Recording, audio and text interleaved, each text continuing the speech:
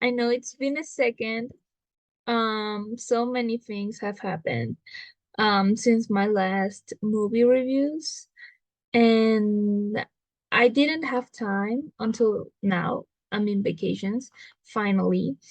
Um, and I really wanted to get into watching movies again and just criticizing them and all that shit. Um, and I'm excited. Although it's been kind of difficult lately, because one, I have motherfuckers telling me that my criticism is hate and that I should stop hating on everything and that I should start to enjoy things. Okay.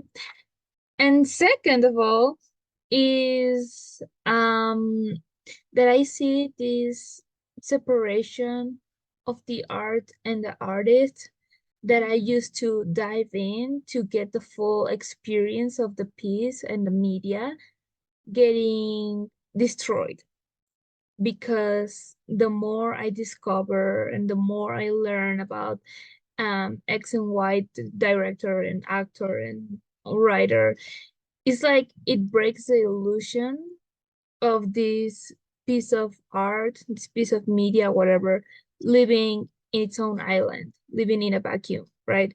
Suddenly it's not, and suddenly it's all tied together to the creator, right? Which I hate because it again breaks apart that illusion of, I guess, independence from the creator. So that has been a little bit of an obstacle, but not to be worried because today we're gonna be reviewing this movie I literally just watched like right now. Like I just finished watching it. Waking Life. So let's get into it. Now, um, let's start with the things that, I always want to get out of the way because I don't want it to be like um the central focus, and I will expand on them later because they're going to be important. But first of all, you know how it is, the animation. So it started, and I was like, I immediately recognized the style and how you do that type of animation. It's like when you film something and you like divide frame by frame and you draw over it so it looks like uncanny. Like I get it. At the beginning, I wasn't liking it. I was like, that's one of my least favorite types of animation. Um, I personally don't like how it looks, but weirdly enough, the movie managed to make it so that it worked and that I liked it. We're gonna get into it later. But that's one thing. The other, again, right now, just technical things. Um, The audio was pretty good. I don't know if they were like filming all the dialogues like with a really good microphone or because they have the luxury of the video not showing the lip sync, they recorded the voice and the lines later in a cabin because that would make so much sense. It sounds very good. Um, You can, I mean, the acting, let's not talk about it because it's not relevant. If you've seen the movie, you know why. But I will say that it feels very natural. All the conversations feel very natural. In no moment I felt like I was being pulled from the movie. That was very nice, a good touch. And yeah, I don't know. I always start with the more like vague things because if I say one detail that I'm really passionate about, I'm gonna go. But yeah, those are the first things. Now we can get into it, like for real, get into it. So, one of the first things that were bothering me, um, in the beginning, of course, was that I thought it was gonna be one of those movies that, tell me if you know what I'm talking about, but those movies that are like, ugh, human condition, like these are the consequences of postmodernism. Ew. You know, it's giving, and I think I've already used this fucking example before, but I didn't want it to be the fucking rat animation of Scott something, Steve Scott, I don't know. We all have seen it. It's very bad, but I didn't want it to be that. And it was giving off that impression. And not only that, because, you know, the people, all the speakers, or at least the majority, because there are some that really, really made me think, and I really loved. We will talk about them later. But in general, the speakers have this very pessimistic, very absurdist way of speaking, way of thinking, way of, I guess, interpreting the world.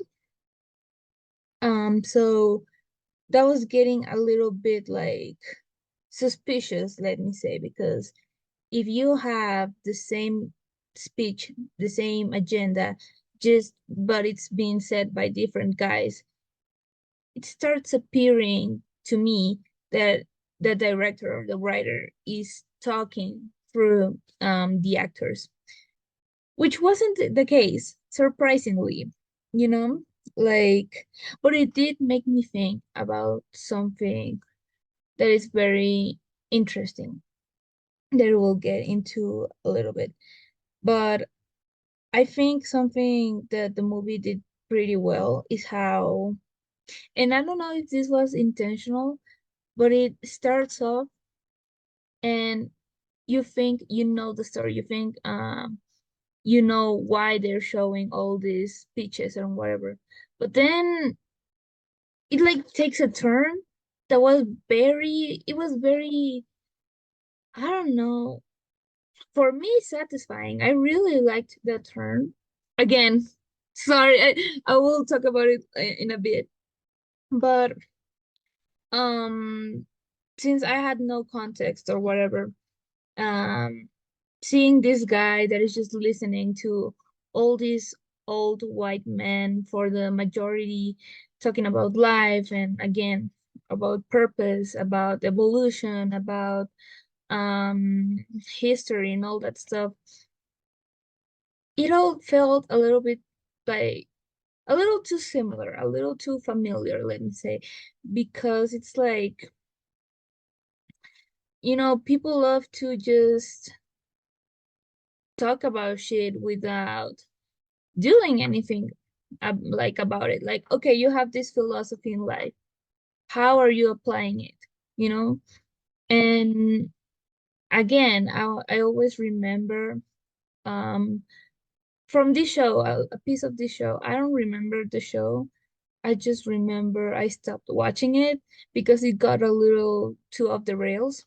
But I will always remember this one scene with the protagonist, this white man talking to, I think it was his wife, this Latina woman, I think it was Latina.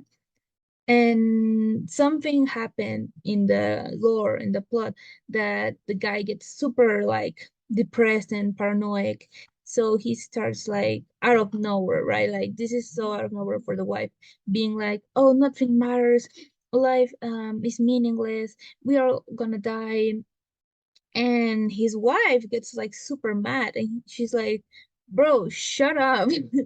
Like, do you think that my dad that was working like all day in this plantation had like any second to sit and just think about stupid things about life, like just start putting philosophical theories. No, he was just thinking about how he's gonna survive the day, right? And sure, you can say that's simplistic and a little bit like demeaning, like, oh, so now he can't have like big thoughts, big dreams because he is living in a very dire situation. That's a good like criticism to that, right? But I do think it's very interesting how, you know, very privileged men throughout story and history have like had too many, oh, too much free time, too much free time to just think about, I don't want to say stupid shit because philosophy is very important, but like, what are you doing, right, with that exploration of ideas? Which is one of my main criticisms to people that just be like, what if all of this is a dream? Uh, it's like, so what? Nothing would change, at least for me, nothing would change. Or people that be like, do you really have free will? Or are we just like part of the machine? And it's like, I don't care, man. I feel like I have free will. And as long as I feel like I have free will, that's all that matters. Um, and sure, there are like interesting theories and ideas to explore, but it's also like it got to a point where it felt like it was entering like questions and things I have thought of when I was 7 years old that men talk about later in life, and then presented to you as if it's like a super revolutionary idea. Like we all have thought about it. Like, move on. What's the point, right? And that was getting to me a little bit in the beginning. And but I was still like interested, like I wasn't getting at all that pretentious, everything is weird, vibe. In some parts it did a little bit, but it was I was kind of struggling through the beginning. Um, but it did make me think about very interesting stuff. And it came to this scene finally where I finally like put it into words, because one of the things that I really like about the movie is that it low-key like criticizes itself along the way in a very like smooth and clever way. I really like that. For example, there's a moment where there's this group of four guys, including, may I add, one of the few people of color in the movie. There's only two brown, black guys. The rest are white, but whatever. So there are these four guys walking, right? They're talking about some shit about how they're gonna change something, the system, that the system demands to be broken or whatever. And then they encounter this old guy that is like grabbing like one of those poles, this very tall poles, and he's, all the way up, and he's just grabbing it with so much force. And the guys are like, hey man, do you need help? Do you want us to help you get down? And he's like, nah, nah, I don't think so. And of course the guys are like, oh, he's so stupid. But then another guy is like, well, we're not that different, right? Because yeah, he's being all action and no theory, but we are being all theory and no action. And I was like, that's it. That's literally it. That's what was bothering me. Like, you know, philosophers are often seen as these revolutionary people for just talking out of their ass. And it's like, okay, cool, you have your little thoughts and shit. How are you gonna use them to better the world? or at least to better yourself, because sometimes it's just like, well, actually, have you thought about this? And then you're like, oh, I haven't actually. That's cool. Then what? Right? So that's one of the things that bother me. But, and it also ties to this issue, or not issue, but this phenomenon that I see all the time. But now recently, I've seen how, um, I guess, relevant it has become. That is the intellectual exercise in places where action is pleading to be used.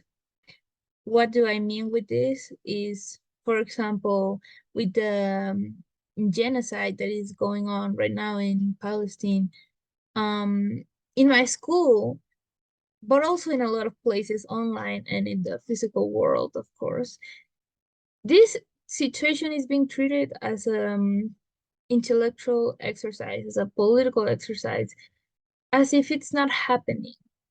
You know, we're talking about this as if people are not dying, as if this isn't like a story of colonization and imperialism, like this is a ethnic cleansing. Like, why are we talking about this? Like, it's, I don't know, what's the game of that video game?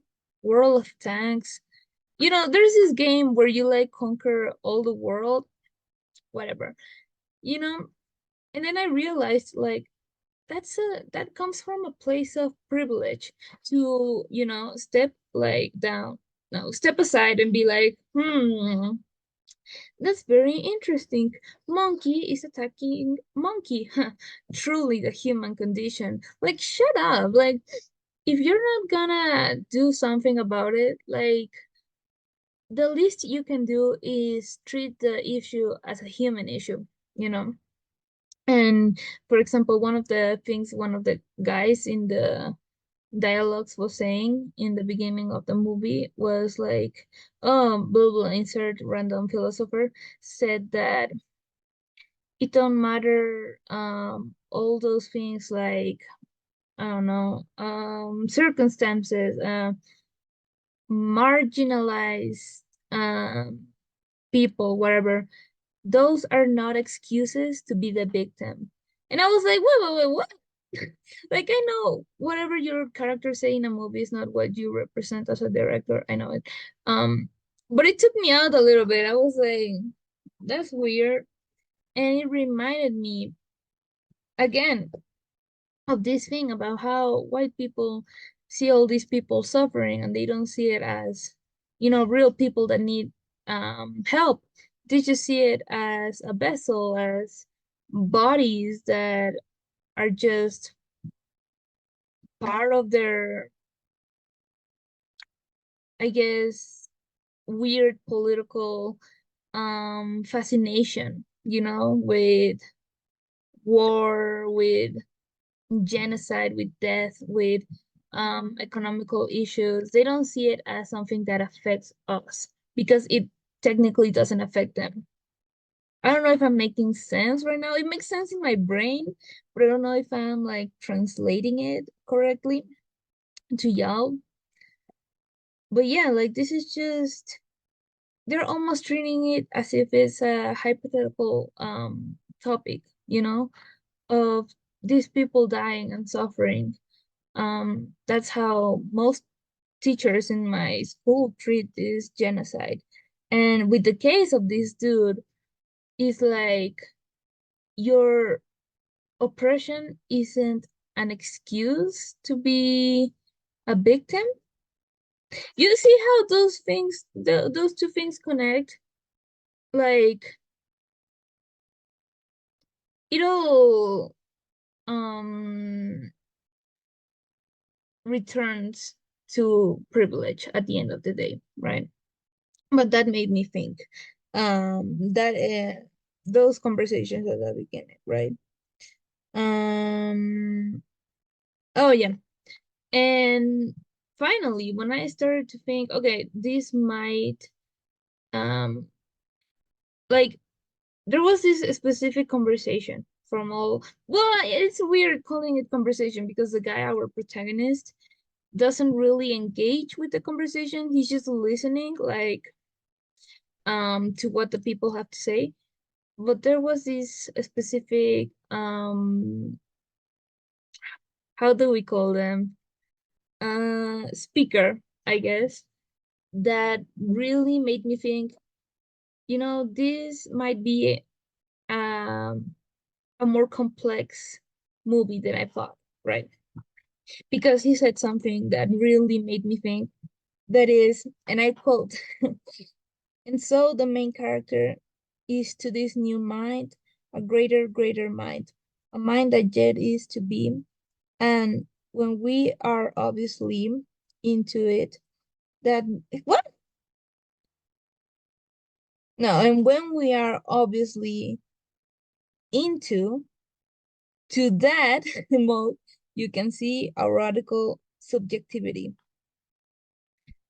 Yeah, he like took a lot of pauses, so it doesn't make sense in the way I read it. But what I basically got from this, right, is that I felt as if he was describing the movie for us, and not in a bad way, not in a show don't tell way, in a, I guess, Inception way or some shit, because it says again, and so the main character, our boy, right, is to this new mind, which, not to spoil yet or anything, but like this new mind, meaning this like weird dream state in which he is, a greater mind, a mind that yet is to be, a mind that yet is to be, a mind that yet is to be, you know,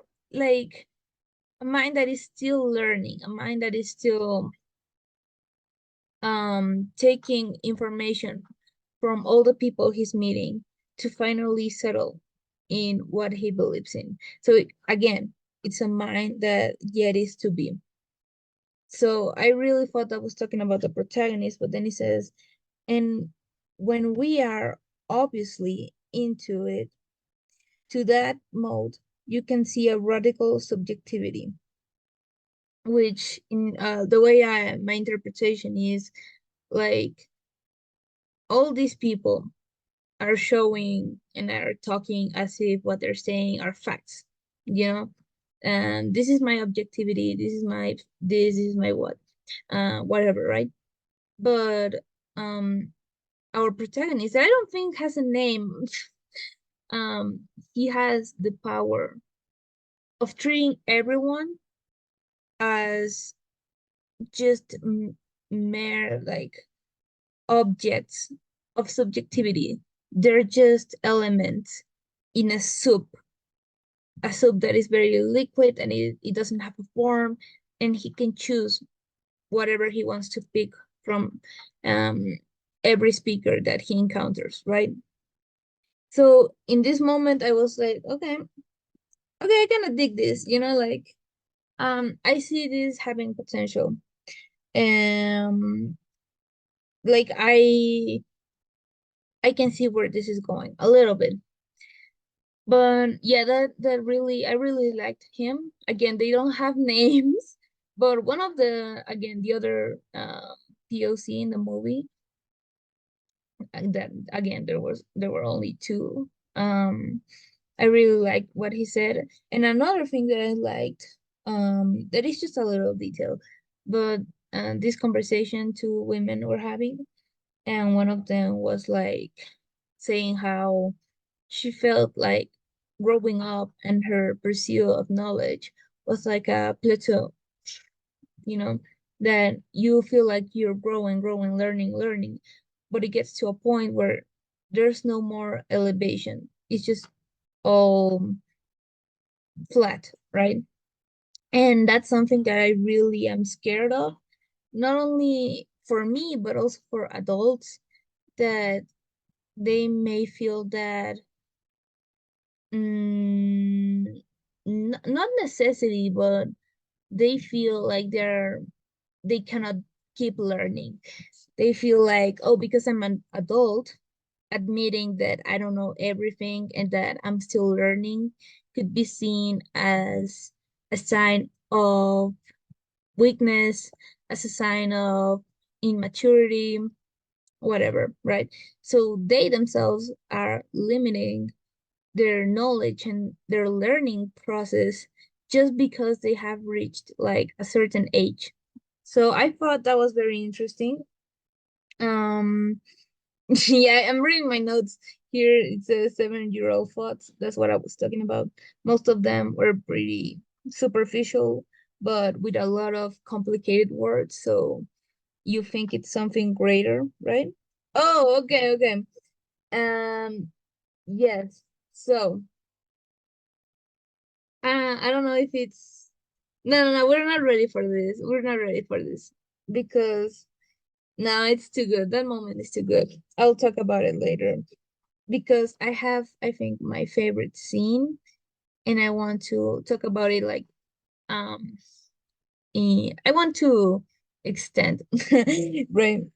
But yeah, now there's a turning point in my opinion in the movie where I was like, okay, you know, uh, I really like this. I knew wasn't gonna be just like people talking shit, And this is when this guy, right, starts like trying to wake up and wake up and wake up. And he just can't, but also he at the beginning doesn't realize that he can't wake up. And it isn't until he's watching the TV and this woman starts talking about um what's the name when you can control your dream? Lucid dreaming. Yeah. So he starts getting interested in that. So again, he goes to this random place to talk to people, and one of them is like, "Oh yeah, lucid dreaming. I do it all the time. You can control your dream, whatever. There's some signs or there's some things that you can do to check if you're still dreaming, right?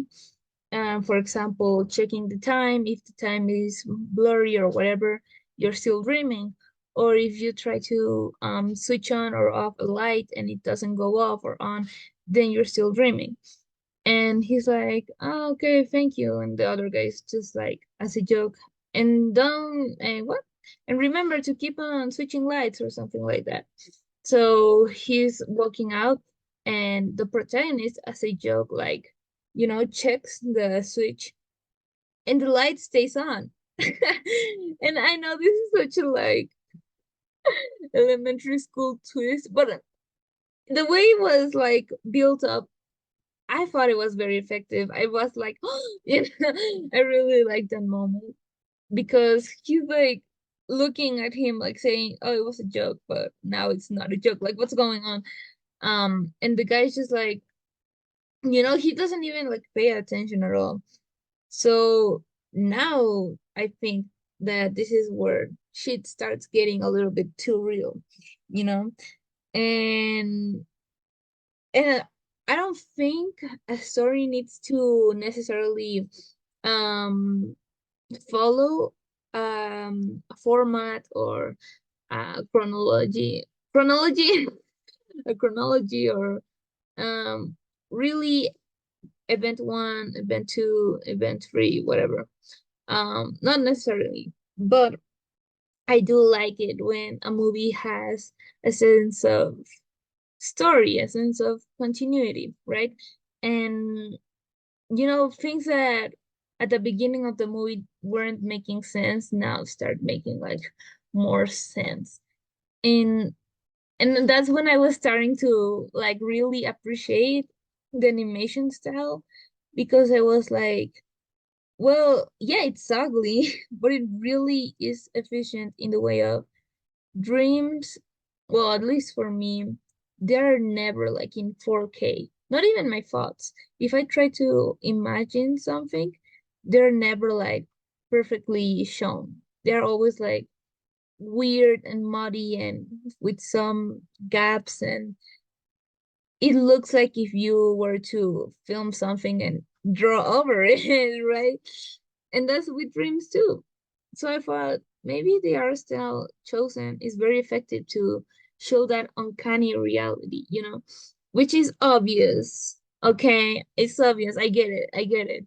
But it really took me into that moment in the movie to really appreciate it. So not complaining anymore. But I really like that. Um, oh yes, yes. Okay, so I think it's time. Yes.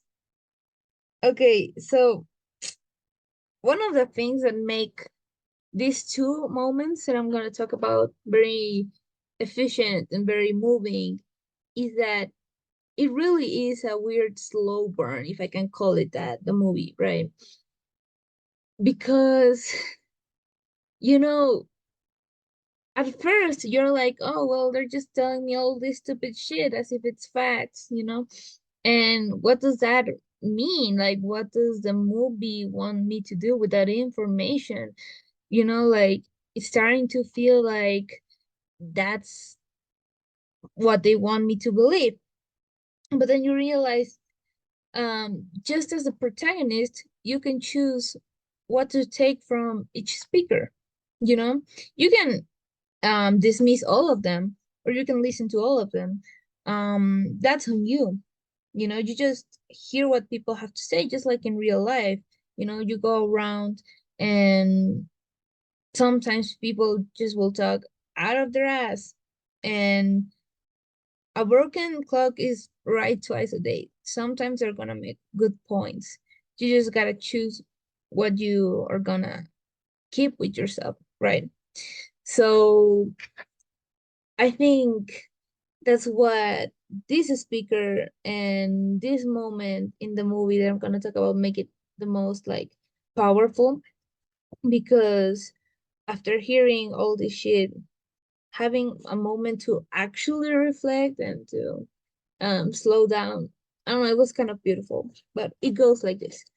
So after wandering around, our protagonist goes into a theater, and a video is showing of you know, your average speaker that, would be shown in throughout the movie, but, different people. Again, another speaker talking to another guy, not our protagonist. The protagonist is watching the video. And this speaker is talking about how not only he's talking about the creation of movies and what's the best way to um tell a story throughout literature or throughout movies and scripts, whatever, right? And he was, of course, quoting other authors and people, because that's a thing in this movie. One of the quotes that he quoted that I really liked is of Thomas Mann or Math. I don't know how to pronounce it. And he says he rather participate in life than write 100 stories. And with that, the speaker talks about how all the moments in our lives, they're just like holy moments. That's how he says it. But it's only when you capture them in a camera, in a movie, in a photograph, that you really get to appreciate them as holy moments. Because while they're happening in our daily lives, like, it doesn't have that same weight. But also he talks about how he doesn't wish for them to have the same weight as if they were put in a movie or in a picture. Because if all the time we were to give all our daily moments that special focus of a holy moment, then, as he put it, he would be crying all the time, or being sad, or because the emotions are too overwhelming. And And I think that's kind of beautiful in a way. A lot of us can only show our emotions throughout with the help of a movie, with the help of a TV show, a TV series, even if they're showcasing our daily lives, they're already showcasing what we go through. It's only when we see it in the big screen that it moves something, right, in us. And I don't know, I just find that very powerful, that holy moment. And he tells the guy he's talking to, like, let's have a holy moment, right here, right now. And they're just quiet, looking at each other, especially because the other guy told him, like, why would you have to cry? Why wouldn't you laugh? Like, um kind of anticipating that moment where it was just they would have to do it, to see what would happen. So they have this holy moment. And it just reminded me of all those scenes that you see in movies and series where it's just like a shot of the sunset, or a shot of someone walking away, or a lingering shot of the grass, and there's just music in the background. In technical purposes, you don't have to have all those scenes, just the same way you don't have to say hello to the shopkeeper that you see every morning walking to the work or you're going for, or whatever. In the same way, you don't have to, choose your favorite cup to make your coffee. Like, those are unnecessary things. The same way it's unnecessary to keep all those lingering scenes of beautiful sunsets and beautiful landscapes. They don't add anything to the story, but sometimes they're the parts that we remember the most, like and I'm sorry to break out the beautiful speech, but like with Undertale, there's a lot of moments in Undertale that don't add to the story, don't give you any power, don't give you any um advantage. They're just there because they're memories, they're moments, they're holy moments, They just exist because life is filled with those moments that don't really add, but in the great essence of things, they're very powerful. So I really like that scene. I thought it was very beautiful. And a few moments after that scene comes my second favorite scene. Um, is this guy with, like, he has like curly hair, and he's walking with our protagonist along it looks like the Brooklyn Bridge. It looks like that, but it could be any bridge. I don't know where this was filmed. Um, and his whole monologue, it was just so beautiful. I just loved it so much. And I think it's my favorite, honestly, because after hearing all this pessimism, after hearing all this absurdist nonsense, we have this guy that you have the sense that he has figured it out, you know? He has reached some type of enlightenment, but he's still humble about it? And one of the things he says that again, I have all the quotes that I like, um, is that one is a dream figure in another person's dream, and that's self-awareness. So beautiful. It's just it's just too good. It's just too good. Like, he talks about the essence of the now, the essence of being right now, because right now is eternal, right? And because right now is a time. Like, there's no other time than right now. And being okay with that and understanding. Again, he says that life understood is life lived, understanding that life is right now, that all the moments are as equally um limited as much as they are limitless and infinite. Understanding that also not only does it make you live it, but it also brings emotions like confusion. But again, to live it is to live with that confusion. As he puts it, to dance with that confusion, to kiss and love this confusion, because that's the humble part that I'm talking about. Like you gotta be humble enough to admit not only to yourself but to the other people too that you will never fully understand anything. And I don't think understanding anything and knowing everything would ever make for a good life. Um, a good life, a interesting, fulfilled life. you know, the search for knowledge is what keeps us alive. I don't know who said this, but death is the reason for living or something like that. It's the same way. All the gaps in our knowledge, the knowing and the knowledge that we're gonna die, two components that make our life rich and full and worth living.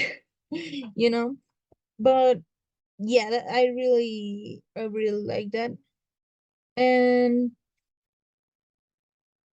after those moments, um a very interesting part in the movie happens, um where, I mean, again, we have seen that he keeps trying to wake up one again, again, and again and again. Um, and it's not only until he again sits to watch the TV, and the same lady that was talking about lucid dreaming talks about how, well, if you're trying to wake up or after having these dreams, you're gonna wake up, but it gets to a point where when you're dead, you will always stay in that unconscious state of mind of dreaming and you will never wake up.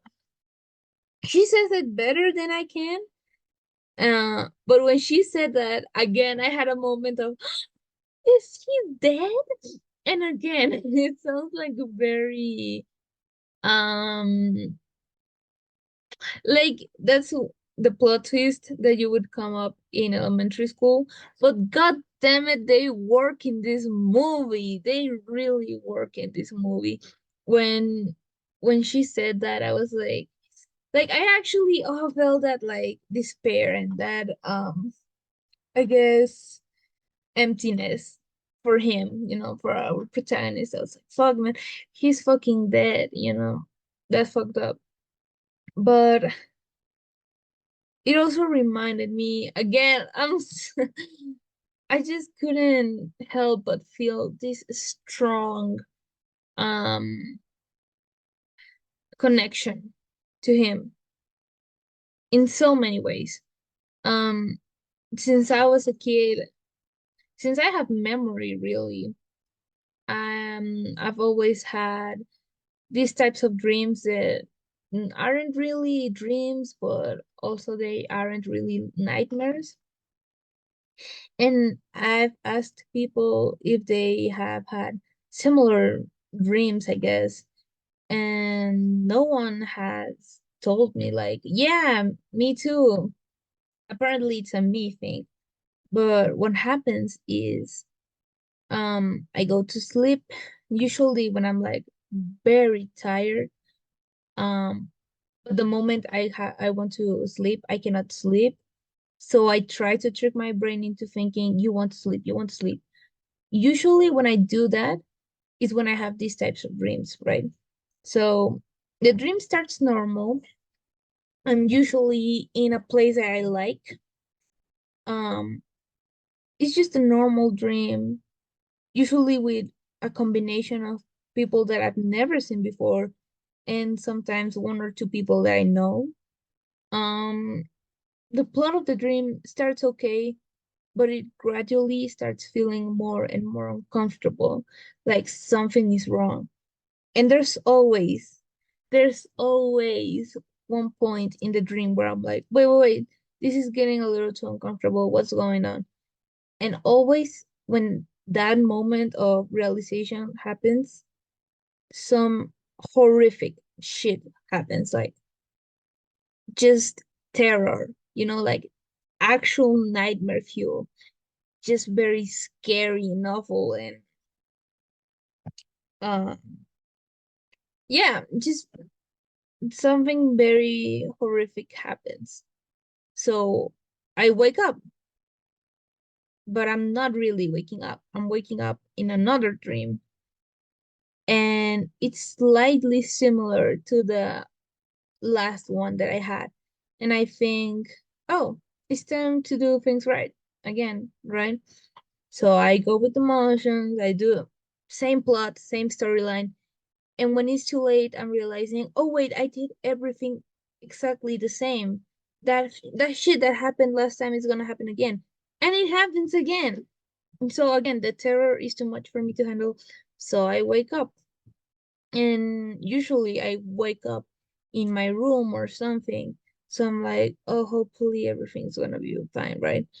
But then I see that someone gets near my bed and it's like, again, we're talking, but again, it's too late until I realize that they're again one of the things in my dreams that keep haunting me. And when it's too late again to realize it, some horrific shit is happening again. So I wake up again and I say, oh, I'm so thirsty. That was a weird nightmare. So I get up from my bed, I go to the kitchen, and I see that there's someone there, someone I've never seen before. And I'm starting to talk with them, whatever. Same old story. It's too late till I realize I've never seen this person before. So something horrific happens, and then I wake up again. It's horrible. In no moment in that dream, I actually wake up. My brain tricks me into thinking that I'm waking up. And it's awful because the more it happens, the faster I get to that point in the dream where something horrific happens. Because the first dream, it takes a while. The second dream, it takes like half of that time. The third dream, it starts getting quicker and quicker and quicker. So trying to break that loop is horrible. I cannot do it. I usually can't. Um, so I really related to our protagonist here, um, with that dread and that feeling of, oh my God, it doesn't matter how many times I wake up, I'm gonna be stuck here forever, and everything is gonna keep getting more and more surreal, you know? Um, so that was very well captured, in my opinion. And also, I find it like very scary how they just leave us to our imagination, um how he feels about knowing that he will never wake up again. Like, sure, we see some moments of um desperation with one of the dudes that he was talking to, but other than that, the last scene where he just floats out of existence, like, that's haunting. It's very good. It's very good. I really like that. So I really ended up liking the movie, surprisingly. And the thing I mentioned in the beginning about trying to separate, the artist and the art, at least for 1 hour and 30 minutes, so I can fully engage in the movie. It totally got broken because in the credits, I was still in shock. I was like, wow. But the credits were rolling. And then I just see Alex Jones. And I was like, wait, wait, wait, no, no, no, no, no. Like I was still in this dreamlike state of finishing a movie. And then I see his fucking name and I was like, no. Is that the guy of the frogs? Yeah, he is. He's the guy of the frogs. Oh my God. And again, that breaks the illusion of this magical illusion of the movie has exist in its own world, because then you start thinking like, wait, so do like the director gets along with Alex? Is the director a conservative too?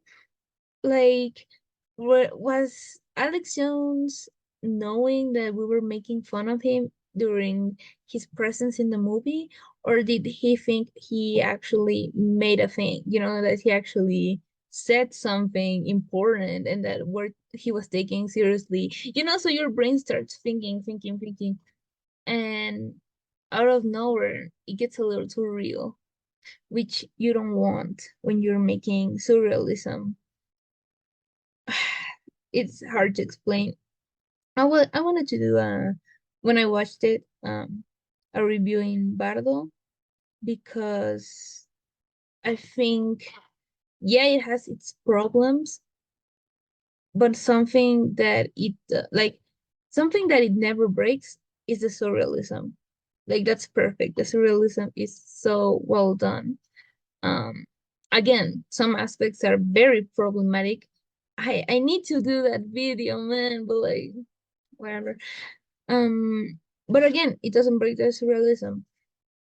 What would have like broken the surrealism for me, um, personally, would have been, I don't know, me discovering something about the director later on, like just finishing the movie, or that they would have included some of those like little videos of behind the scenes right in the credits, like with what was the name of the movie?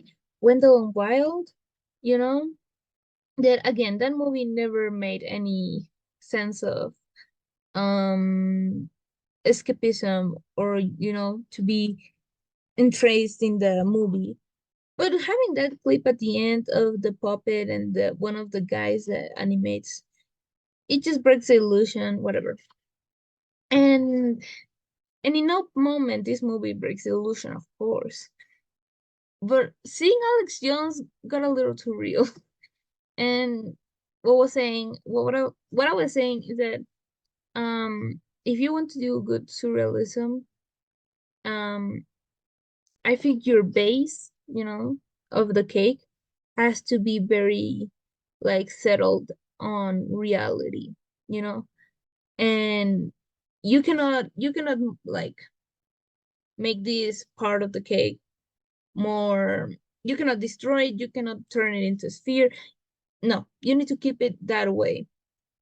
What makes it very important, very impactful, is the decoration, let me say, or the way you can um shape the fondant that is on top of it.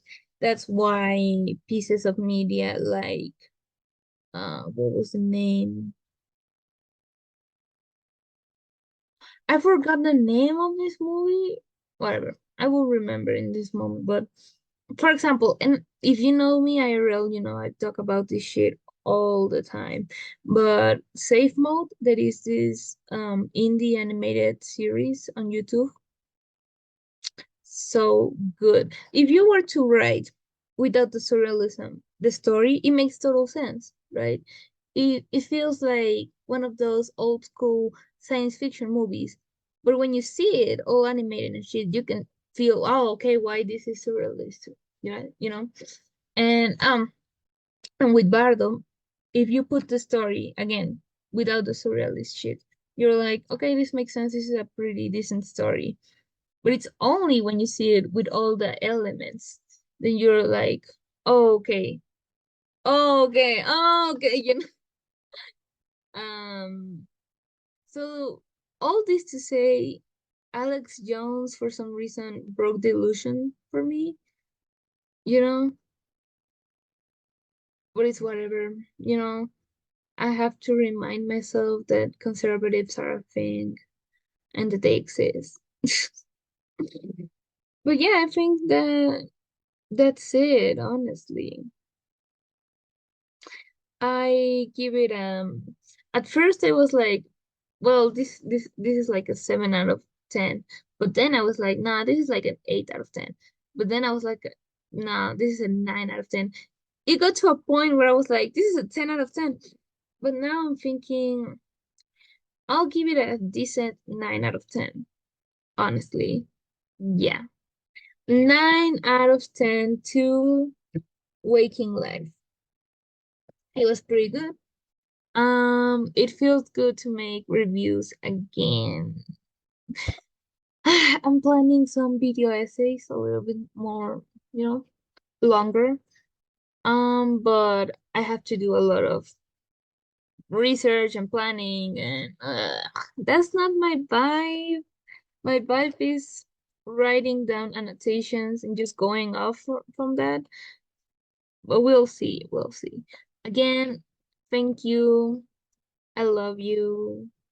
Bye.